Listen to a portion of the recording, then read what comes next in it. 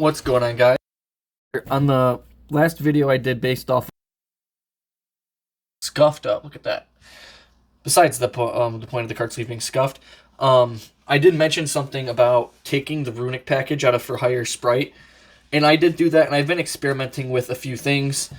This is what I've come down to liking the most. It's not as, interruption based as the runic stuff is, because the runic stuff, when it started going, it's like, oh, by the way, you don't have a battle phase, but you're able to like negate and pop and do all that stuff freely and keep drawing cards.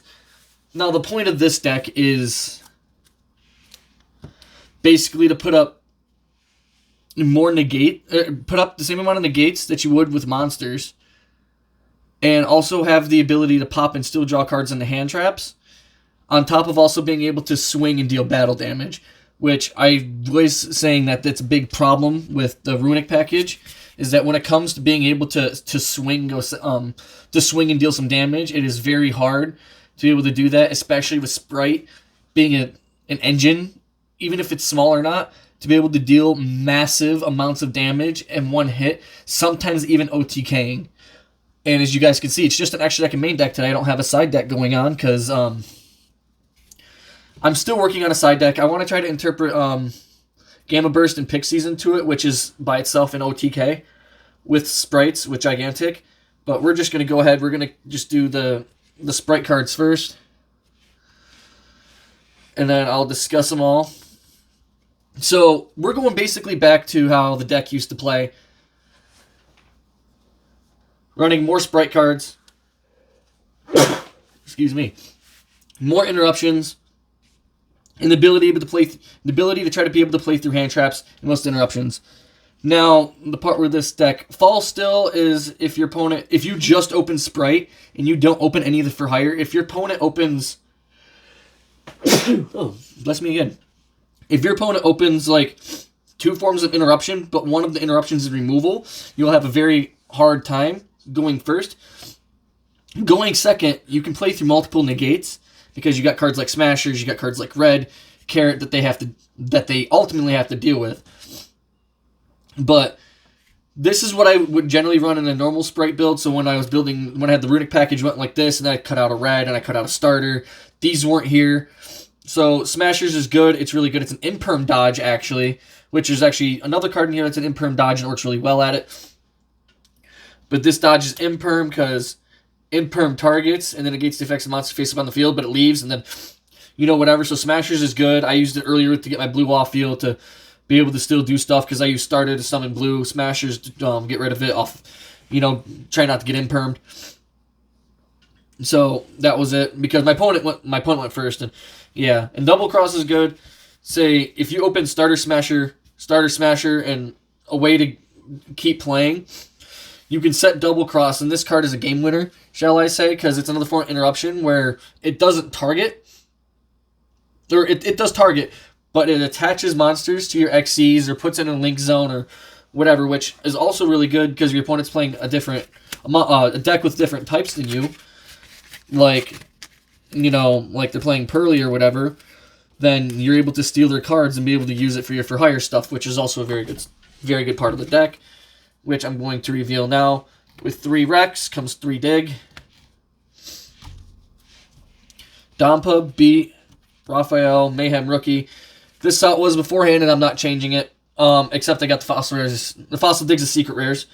It's the same stuff as last time. Rookie's an imperm dodge. I'd like 1 copy of this. I don't want to play 2. I feel like it's a brick. But generally, Dig plus any level 2 is just generally ridiculously good full combo. But if you open any combination of any of your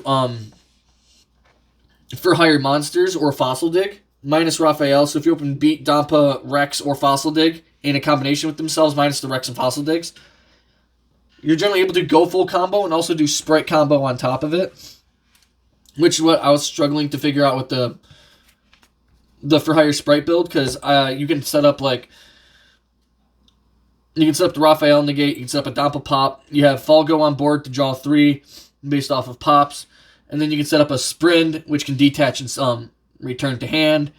You have access to all that, to double cross the Smashers, be able to play on your opponent's turn to be able to set up a red or a carrot based off of whatever you need. Set up another negate and also destroy, because removal is a very big part of the game, and a lot of decks can't deal with removal plus multiple negates. So that's my thought process with that, and it's all thanks to the Nimble package. Alright, Swap Frog's basically in here for him, which I know you're probably going to be like, oh, this isn't a reason why, but I do play totally awesome in my extra deck. My extra deck is at 15 cards, but I need to find my Bujinki, because I would play that, because when I have access to Toad, it makes it even better. It's a spot of removal for me. And another negate. With how many negates I can put up board and how many spots of interruption I can put up, I feel like Bujinki is fine, because I can just XC into it with the Gigantic and still do what I want anyway. So that's why I feel like it's fine. It's also a good way to get a Nib dodge on board. But this can discard this to just go full combo without a normal summon. But you're generally going to summon Sprint, dump this, summon 2, and just keep going. That's part of it, because you're going to generally have a Nib negate on board to just keep playing. The only problem you're really going to face is, like, evenly.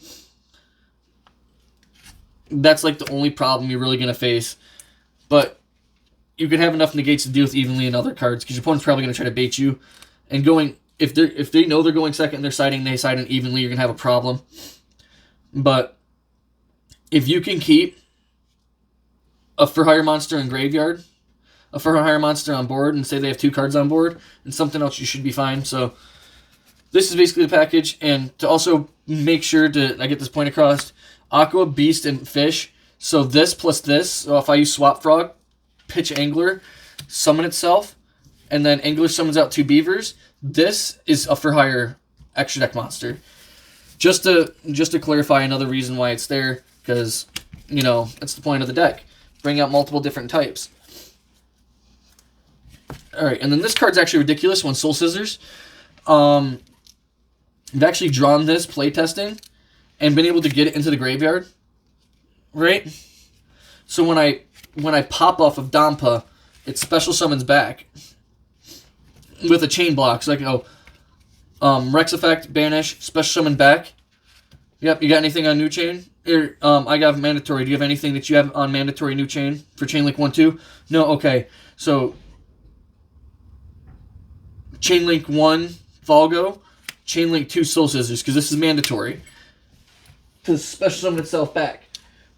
Right?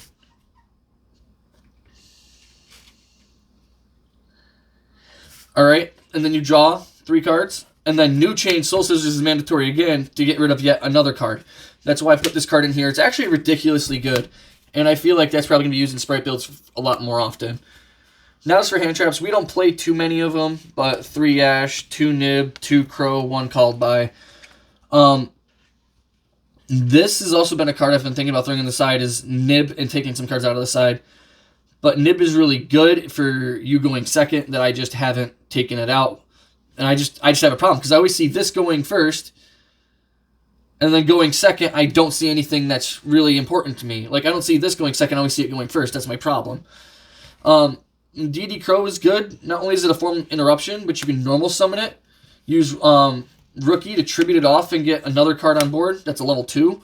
That's a for hire. You can see where this goes. That's pretty good. Same thing with Ash. You can normal summon an Ash and do the same thing. Tribute off Ash, summon a level 2. You know, Nib, on the other hand, is just a good form of interruption, but I don't like it at 3. I already see it more than enough in my opening hand going first, that I only keep it at 2. Why would I want to put it at 3 at that point? Alright, and the last card in my main deck, which can be no shock to you because I play Angler as 1 Foolish Burial. It just dumps Angler full combo without normal summon. It's a good Ash target, because if your opponent knows what you're playing, right, they know you're playing the Angler package, and they know you're playing Swap Frog and all this other stuff, you activate Foolish Burial, they have literally no choice but to hit you with it. Or else you're literally going to be able to dodge that multiple interruption on top of the removal game. And yeah, that's just a very big problem for them. For the extra deck, nothing's really changed. We're going to start Link Monsters, Sprint, IP, Azalea, Goddess, 2 Donner, 2 Falgo. Like I said, nothing's really changed here. The ability to make Goddess is still really good. It messes with Pearly really well. Most of the time, though, Goddess is not going to be on your mind. Azalea being made on your opponent's turn is still really decent. If I had SP, Azalea would be going out for SP. But this is it for Link Monsters. These 4 are self-explanatory. These 3 are self-explanatory. Goddess is just here because I have a problem with Pearly. That's just me being truthful. And I have won a game or 2 against Pearly because of Goddess, so. XC's 2 Gigantic, Toad, Cat Shark, Mannequin Cat, and then Oni Bimaru's basically in here, and I'm pretty sure my math's right. That's 15. That's 14.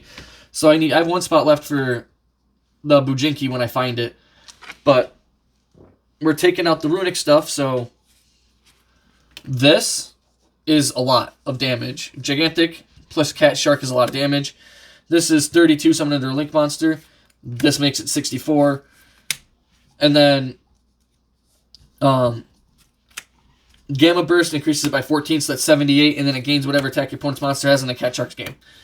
That's why I have Cat Shark in here. It's helpful for the OTK perspective of things. Mannequin Cat's still in here because you can still technically end on that board I was talking about earlier as like a theoretical board. And then Mannequin Cat could also replace one of them to be able to play on your opponent's turn, which is really good. Oni Bimaru is really good for breaking boards. You just summon Oni Bimaru, banish a card, keep going. So, yeah. But I'm not going to pull out a side deck right now. Like I said, I'm still messing with it. This is what I've been working on for the past little bit, trying to figure out ratios and stuff like that. And I thought it would be fine because, you know, you got the sprites, which are thunder. You know, the for hire stuff, which is like dinos, beast, warrior, dragon. And then, I mean, you have beasts and beaver, but you only have 1 beast for hire that if you see this, it's still there. And then fish and aqua for those. And Soul Scissors is a fiend. So you literally can just use almost any card to go into your for hire plays. You don't have to go into your sprite plays.